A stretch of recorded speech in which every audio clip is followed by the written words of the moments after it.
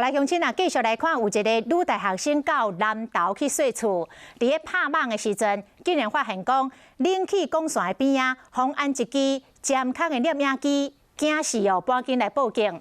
警方查看了后，发现这个摄影机并无录到这个女大学生，是录到顶一个查甫厝卡。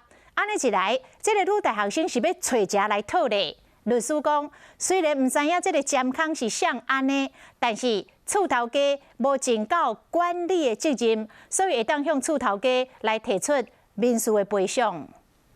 详细一看，一粒圆形镜头下骹搁只线，上尾的所在搁有天线，敢若会使来监视。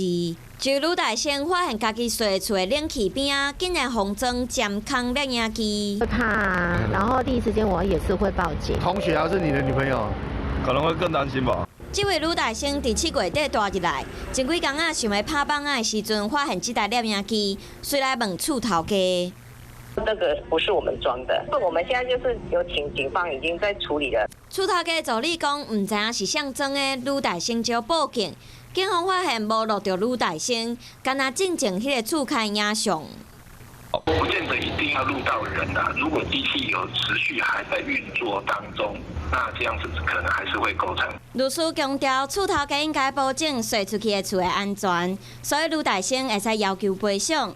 若是妨害秘密或者是侵入厝内部分，要等警方查出到底是谁装的，才会使提出告诉。